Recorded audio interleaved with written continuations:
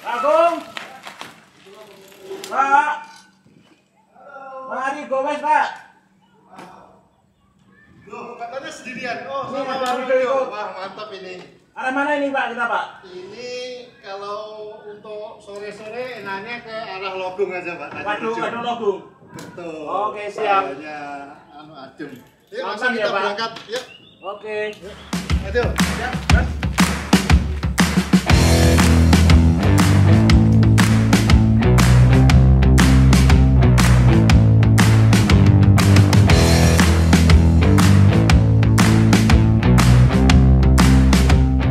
Belum pandemi sudah mulai nyepeda ya, Pak? Luar biasa. Apa yang memotivasi awal, Pak, jenengan untuk menggeluti profesi penyepeda ini, Pak? Sebetulnya bukan profesi sih, Pak. Cuman hobi aja karena memang motivasi saya untuk pola hidup sehat, Pak.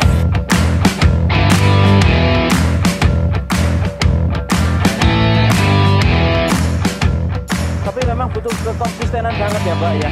Butuh komitmen untuk mau terus berlatih kayak gitu. Dan itu nggak mudah, Pak Agung. Ya. Jadi kan sampai hari ini terus komitmen setia di dalam melakukan nyepeda itu kan luar biasa, Pak. Karena memang ada tekad yang kuat sih, komitmen yang kuat dalam hati. Apalagi Bapak memang profesi orang kesehatan kan memang harus bisa jadi teladan ya, Pak, ya. Jadi teladan satu, dan memang manfaatnya wah bener, Pak.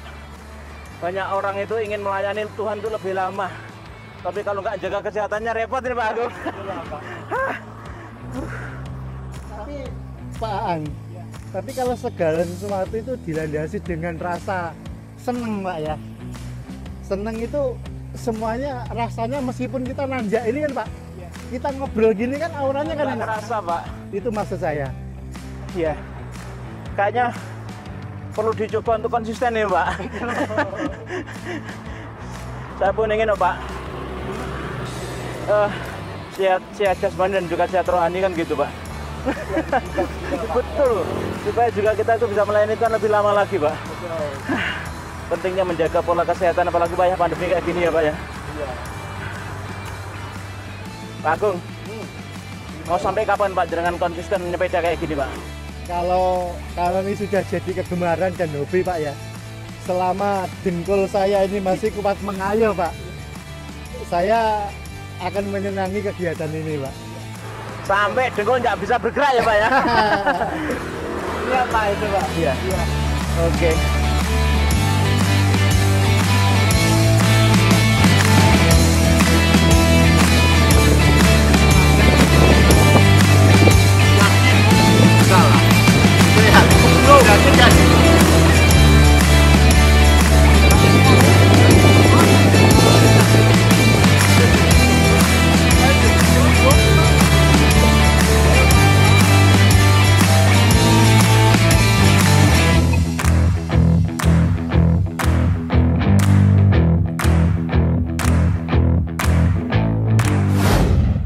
Gimana do rasanya do nyepeda?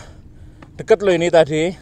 Dari Bulung Cangkring ke Logung berapa menit ya, Pak, ya? Kalau menitan tergantung kecepatan, Pak. Kalau kilometernya kilo? mungkin sekitar 7 kiloan, Pak. Hanya 7 kilo, Pak. Gimana? 7 kilo nyepeda rasanya? Lemas, Mau pingsan ya? lemas, Pak. Iya. Kamu nggak terbiasa soalnya. Betul. Dasarnya nggak terbiasa dan terpaksa. Pak, terpaksa. Tapi Hobimu apa, Do? Hobimu aslinya, Do? Rebahan, Pak. seneng nggak sebenarnya nyepeda? Nggak begitu seneng sih. Oh iya, bener, Pak. Berarti bener kan? Kalau seneng kata Pak Agung tuh enak aja jalaninan. Walaupun napasnya ya memang butuh proses belajar sih sebenarnya. Kalau seneng tetap lebih ringan. Tadi muntah juga lihat ya. Jangan bilang. Tapi bener ya, Pak Agung ya. Kalau dikerjain dengan rasa seneng, hati yang seneng itu beda kok ya. Dirasa di kaki, di beban itu beda kok ya. Iya, Pak. Yang saya rasakan seperti itu. Apalagi kalau sepeda rame-rame gitu kan, Pak. 3-2 orang gitu, ada temen ngobrol. Terus kemudian itu rasanya meskipun secara physically tanjakannya itu gradiennya tinggi, nanjaknya itu kuat gitu, tetapi kalau kita hatinya itu melakukannya itu dengan rasa seneng, ya dapat aja gitu Pak. Nggak kerasa. Nggak kerasa. Nggak kerasa. Saya pun baru kali ini sih Pak nyepeda sebenarnya sama dengan Rido juga sih, Ya. karena tuntutan profesi sebagai ya. Cuma tadi nanjak bareng Pak Agung, saya diajak ngobrol Pak Agung, nggak kerasa ternyata sudah di ujung tanjakan. Tak tengok ke belakang, Rido udah turun dia, dituntunnya sepeda hilang dia, nggak kuat ya. Mungkin karena pengaruh banget ya, suasana hati seneng dan terpaksa itu di hasilnya kan kelihatan. Kalau badan sehat, jasmani sehat kan Mindset bisa dirubah. gitu ya Pak ya. Iya, asal niat aja. Berarti nggak seneng. Suasana hati itu tergantung kita mau ciptakan apa. Kita mau ciptakan seneng atau susah, itu tergantung mindset yang kita bangun. Tuh, dengerin Do. Aku sudah berubah nih, gitu kan. Besok kita coba lagi. Gitu ya. Kapan-kapan kita coba lagi ya. Kita coba lagi kalau ini tadi. Gini Do, serius Pak Agung. Kita itu kan terus belajar melayani Tuhan kan. Betul. Dan kita harapkan melayani Tuhan nggak hanya sekedar 1, 2 tahun, 3 ke depan selesai gitu kan. Tapi selama mungkin bisa kita bisa melayani, selama kita hidup kita melayani kan. Jadi pun kita harus jaga kerohanian pasti, jaga iman pasti, tapi jaga fisik juga penting gitu kan. Jaga kesehatan itu kan penting. Dukung Pak. Mendukung banget. Kita punya semangat spirit besar melayani. Tapi kalau kita epleh-epleh di bed rest kan repot juga gitu kan. Jalan pelayanannya jadi. Nggak jalan, hanya mimpi Pak, Iya, hanya iya, kepinginan tok. Jadi kesehatan fisik, kesehatan mental, kesehatan rohani itu sangat saling terkait satu dengan yang lain. Shalom Bapak Ibu dan Saudara yang diberkati Tuhan. Ini kali pertama saya bersepeda dan rasanya memang luar biasa, sangat berat, sangat melelahkan dan sangat membuat ingin pingsan Saudara.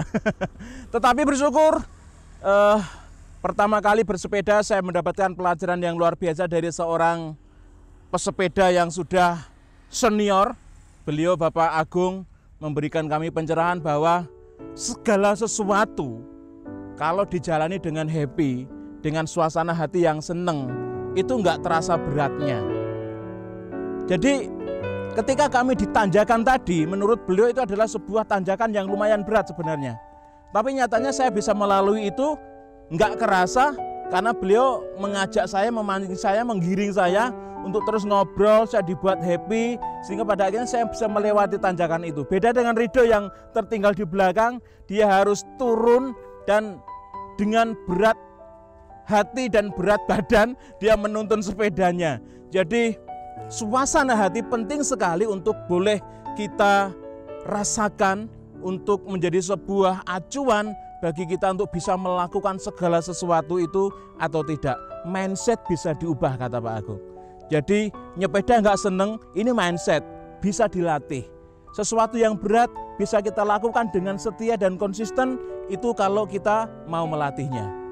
Jadi apapun yang kita kerjakan, yang tampaknya berat, kalau kita mau terus konsisten, setia, melatihnya, maka kita akan menjadi terbiasa dan kita akan senang melakukannya sehingga kita bisa melewati, melakukan segala sesuatu yang kita lakukan itu dengan mudah karena kita memiliki hati yang senang, hati yang sukacita.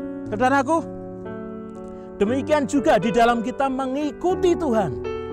Ada banyak anak-anak Tuhan yang tidak mampu setia sampai akhir. Itu fakta loh Bapak Ibu dan Saudaraku yang dikasihi Tuhan. Bahwasanya sebenarnya banyak anak-anak Tuhan yang sudah diberkati Tuhan dengan luar biasa, namun pada akhirnya mereka tidak mampu untuk setia sampai mati. Mereka tidak mampu setia sampai akhir. Di tengah perjalanan iman mereka, mereka harus meninggalkan Tuhan. Itu tidak jarinya kancanya saya, tetapi itu fakta dan banyak orang, banyak gereja yang juga merasakan bagaimana kehilangan anak-anak yang mereka kasihi, anak-anak rohani mereka, sehingga mereka harus merasakan duka cita yang luar biasa karena banyak anak-anak Tuhan yang meninggalkan Tuhan karena 1, 2, 3, 4, dan 5 hal, 5 sebab yang bisa membuat mereka meninggalkan Tuhan. Lalu seperti apakah kita sebagai orang percaya supaya mampu untuk tetap setia sampai mati di dalam mengikut Tuhan. Kita akan belajar bersama-sama saudara, supaya kita dimampukan Tuhan menjadi pribadi-pribadi yang setia sampai mati kepada Tuhan.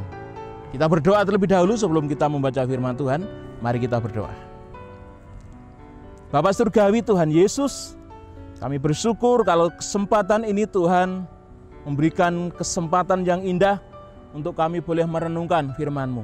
Tuhan berkati firman ini, supaya firman ini sungguh memberkati hidup kami, sehingga dengan kuasa firman ini kami boleh hidup di dalam terangnya, kami dapat menjadi pelaku-pelaku firman, dan terlebih secara spesifik kami mampu untuk tetap setia mengikuti Tuhan, melayani Tuhan sampai mati.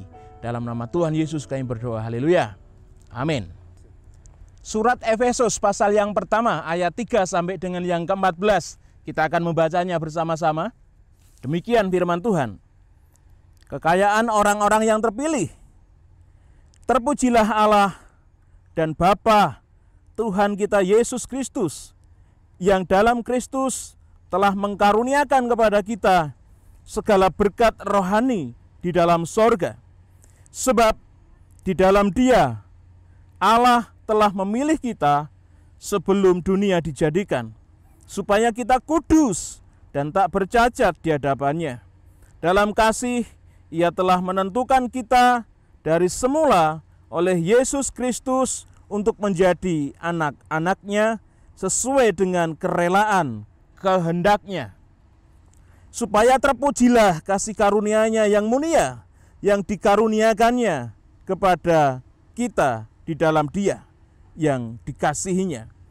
Sebab di dalam Dia dan oleh darahnya kita beroleh penebusan, yaitu pengampunan dosa, menurut kekayaan kasih karunia-Nya, yang dilimpahkannya kepada kita dalam segala hikmat dan pengertian.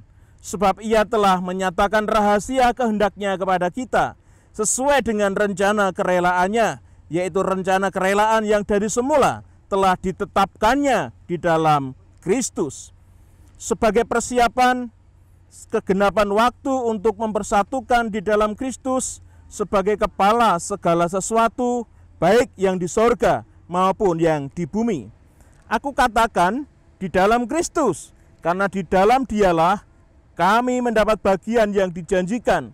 Kami yang dari semula ditentukan untuk menerima bagian itu sesuai dengan maksud Allah yang di dalam segala sesuatu bekerja menurut keputusan kehendak-Nya, supaya kami yang sebelumnya telah menaruh harapan pada Kristus boleh menjadi puji-pujian bagi kemuliaan-Nya.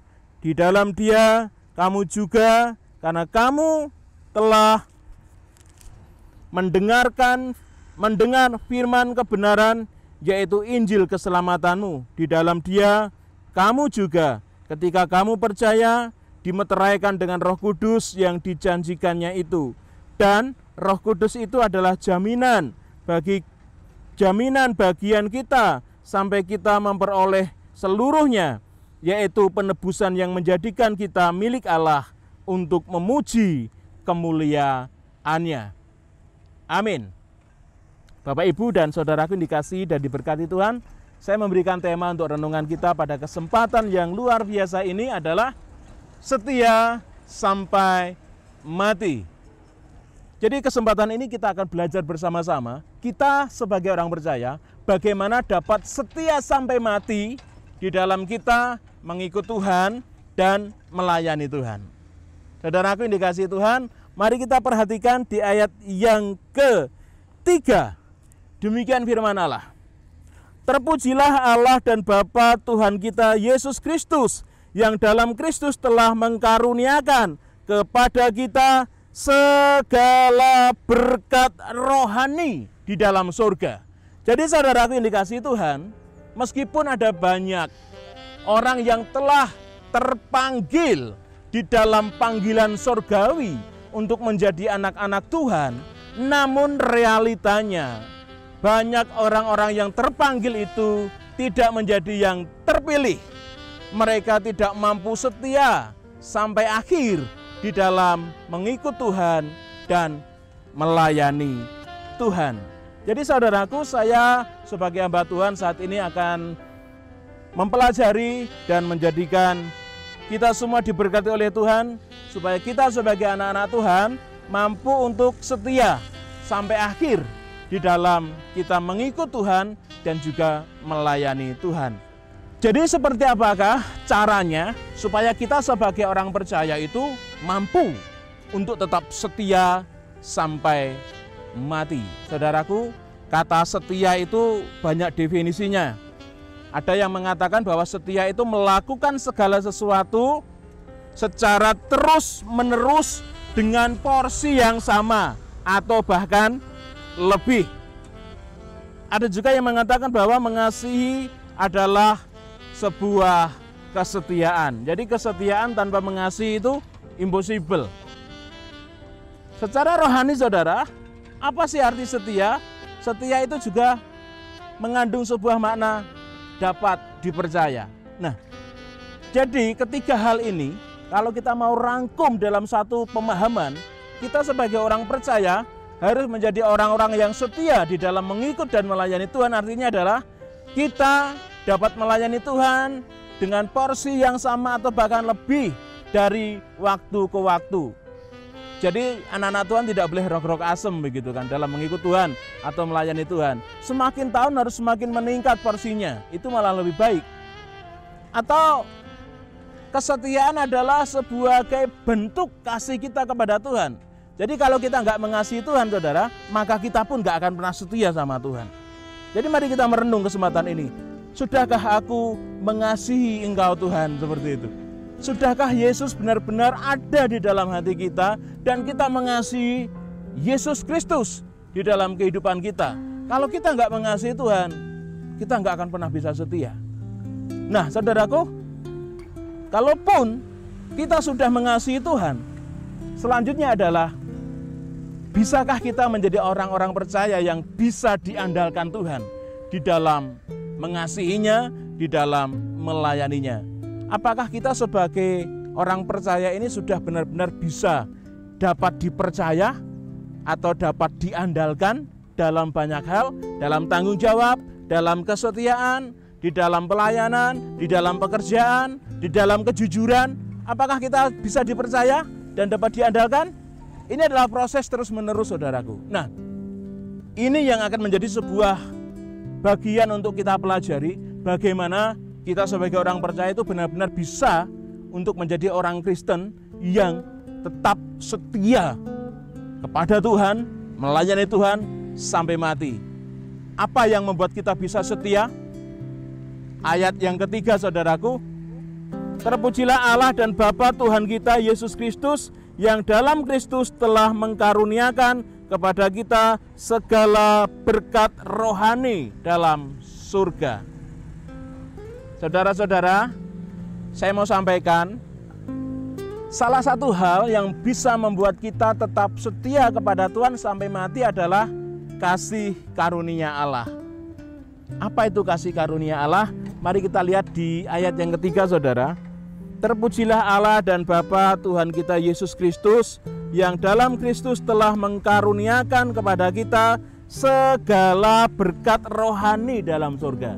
Saudaraku, kasih karunia Allah telah memberikan kepada kita segala berkat rohani dalam surga. Apakah itu? Berkat rohani itu kalau kita lihat saudaraku di ayat 3 sampai dengan ayat yang ke-12, di sana menjelaskan bahwa segala berkat rohani yang sudah kita terima itu adalah Tuhan menjadikan kita kudus. Menjadikan kita kudus. Dengan kata arti lain, sebenarnya kita itu dulu penuh dengan kenajisan saudara. Kita penuh dengan dosa. Namun Tuhan menjadikan kita kudus adanya. Yang kedua saudaraku, berkat rohani itu menjadikan kita anak-anaknya. Ketika kita menjadi anak Tuhan, maka selain tanggung jawab, maka Tuhan juga sudah menyiapkan warisan untuk saya dan saudara. Memang warisan itu menuntut sebuah tanggung jawab dari setiap kita, pribadi lepas pribadi. yang menjadi anak-anak Tuhan. Berkat rohani yang lain saudaraku, bahwa dibukakan rahasia kehendak Bapa. Jadi apa rahasia kehendak Bapa yang telah dibukakan kepada saya dan saudara? Adalah ketika Tuhan membuka maksudnya, yaitu memanggil kita sejak semula, sebelum dunia dijadikan, menjadi milik kepunyaannya yang akan menikmati warisan yang daripada Allah. Jadi sebenarnya saudara, sebelum dunia ini dijadikan, kita sudah dalam rencana pemilihan Allah dan dipilih oleh Allah. Selain itu saudaraku, ada satu berkat rohani yang lain adalah bagaimana kita diberikan Roh Kudus yang akan terus menuntun kita untuk hidup tetap setia di dalam Tuhan. Kalau kita lihat saudaraku, ayat yang ketiga ini, maka tidak ada alasan buat kita untuk tidak setia kepada Tuhan. Coba mari kita perhatikan, berkat-berkat rohani yang begitu luar biasa, kita yang hina diambil dan dijadikan berharga, bahkan dijadikan biji mata Allah katanya. Begitu sempurnanya Allah di dalam mengasihi saya dan saudara. Kita yang dulu najis, dikuduskan Allah saudara, sehingga kita layak mendapatkan bagian dalam kerajaan surga. Kita yang dulunya penuh dengan dosa, diampuni seluruh dosa kita, sehingga kita mendapatkan perkenanan Tuhan, sehingga kita benar-benar layak menjadi anak-anak Tuhan. Jadi saudaraku yang dikasihi Tuhan, apa yang membuat menjadi orang percaya tidak mampu setia? Kalau kita melihat kasih karunia Allah yang begitu luar biasa. Kasih karunia dan damai sejahtera Allah yang bersumber dari Yesus itu telah dilimpahkan kepada saya dan saudara. Jadi saudaraku, tidak ada alasan bagi kita orang percaya untuk tidak setia kepada Tuhan sampai mati.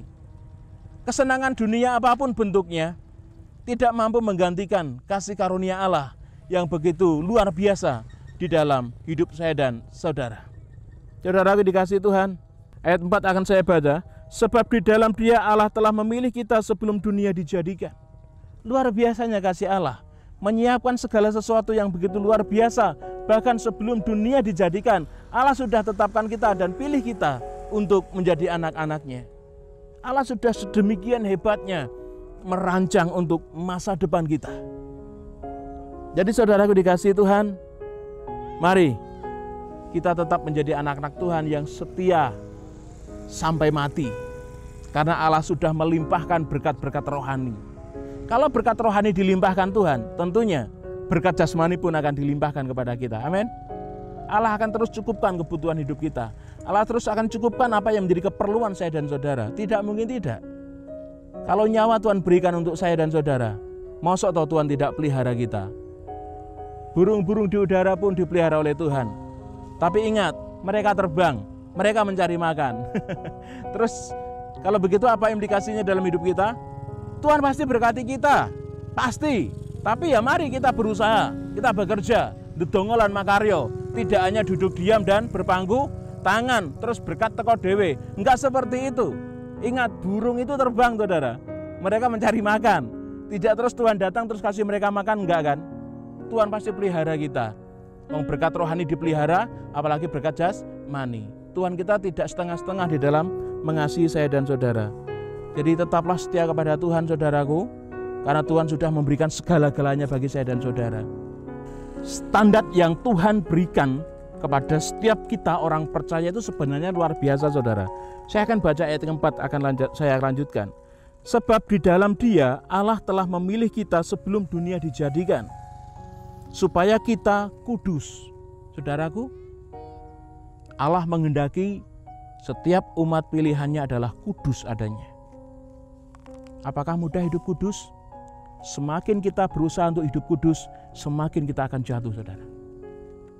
Percaya nggak percaya, ketika kita terus berusaha, pasti kita akan mengalami kegagalan. Tidak hanya hidup kudus yang menjadi standarnya Tuhan. Dikatakan lagi firman Tuhan, dan tak bercacat. Saudaraku, siapakah yang mampu hidup tak bercacat? Bangun tidur mikir elek itu sudah dosa saudara. Baru berpikir dalam pikiran itu Alkitab katakan sudah berdosa. Itu belum dilakukan loh, masih dalam pikiran, dalam hati itu sudah berdosa. standar Allah adalah kudus dan tak bercacat. Mampukah kita untuk melakukannya? Impossible, saudara.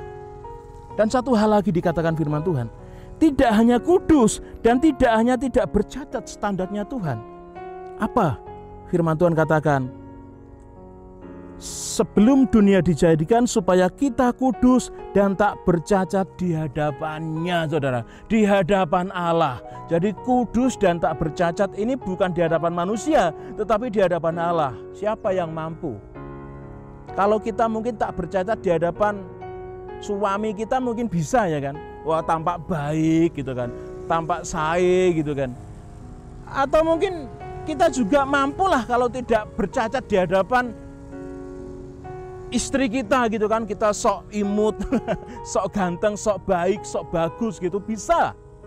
Atau mungkin kita bisa sok tak bercacat itu di hadapan anak-anak rohani kita, di hadapan jemaat. Wow, kalau di atas mimbar itu wah kalem, kemudian santun gitu kan. Tapi bisa-bisa di bawah mimbar, di belakang mimbar tidak seperti itu. Namun ini standar yang diberikan Allah adalah bagi kita setiap orang percaya, hidup dalam kekudusan, tidak bercacat celah di hadapannya. Jadi siapakah yang mampu melakukan ini? Ini misi bunuh diri, saudara. Enggak ada satu orang pun yang dapat hidup kudus dan tidak bercacat di hadapan Tuhan. Karena semua orang pasti berbuat dosa. Namun lagi-lagi saya katakan, kasih karunia Allah lah yang menerima kita, menguduskan kita, melayakkan kita menjadi kudus, menjadi tak bercacat di hadapan Allah. Jadi saudara-saudaraku, sebenarnya hidup kita ini kalau tanpa kasih karunia Tuhan, enggak jadi apa-apa.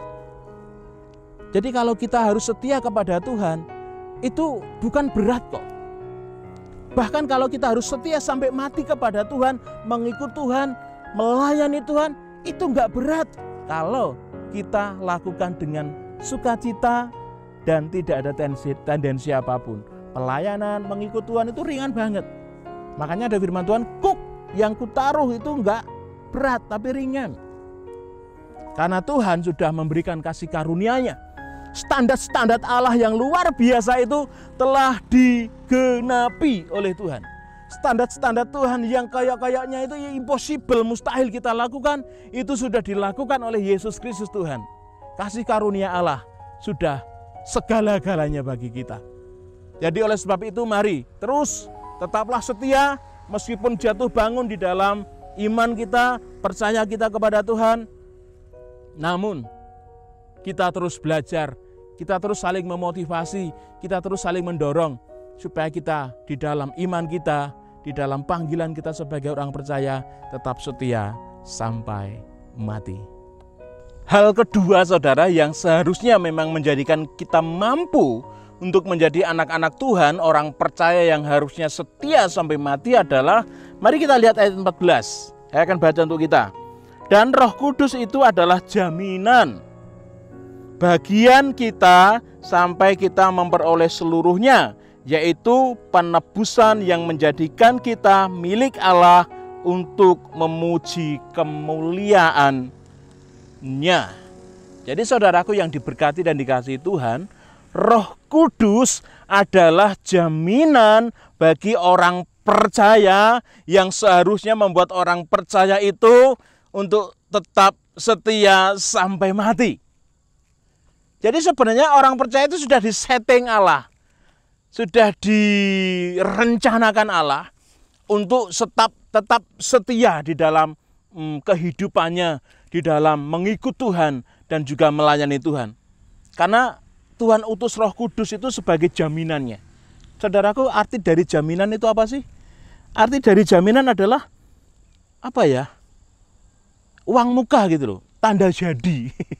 Jadi seperti itulah fungsi Roh Kudus, meterai dalam kehidupan orang percaya. Roh Kuduslah yang memeteraikan kita. Coba kita perhatikan di ayat yang ke-13, saya akan baca untuk kita. Demikian firman Allah. Di dalam Dia kamu juga, karena kamu telah mendengar firman kebenaran, yaitu Injil keselamatanmu, di dalam Dia kamu juga ketika kamu percaya dimeteraikan dengan Roh Kudus yang dijanjikannya itu. Jadi sebenarnya kita itu sudah dimeterai sama Tuhan. Kita sudah distempel sama Tuhan. Kita itu sudah dibenarkan bahwa kita itu miliknya Tuhan, saudara. Jadi sebenarnya ini sudah sangat cukup membuat kita jelas yang seharusnya kita itu mampu kok untuk tetap setia sampai akhir. Roh Kudus sudah menjadi jaminan, menjadi meterai yang semakin memperjelas bahwa kita itu jelas benar milik Tuhan. Gitu loh. Jaminannya apa? Roh Kudus. Jadi sebenarnya kita tuh harus mampu kok saudara melewati masa-masa, musim-musim kehidupan ini. Baik langit tidak berwarna biru, baik jalan tidak selalu rata, kita pasti dimampukan Tuhan melewati itu. Tapi seringkali banyak anak-anak Tuhan yang merasa enggak mampu dan pesimis. Karena selalu melihat bahwa oh, itu terlalu berat gitu loh. Tadi Pak Agung menarik ya. Pak, ketika saya nyepeda, ketika saya berada di sebuah tanjakan yang sangat tinggi, saya nggak melihat tanjakan itu, Pak. Saya fokus melihat di depan saya. Kalau saya melihat fokus kepada tanjakan itu, Pak, saya yakin saya nggak akan kuat katanya. Nah, seperti itu pun saudara di dalam kita menjalani kehidupan kita sebagai orang percaya di dalam mengikut Tuhan. Kalau kita terus fokus kepada beratnya masalah itu, maka kita nggak akan bisa melewati itu saudara. Berat banget. Tapi coba kita fokus kepada Tuhan. Allah yang sudah memberikan kasih karunia.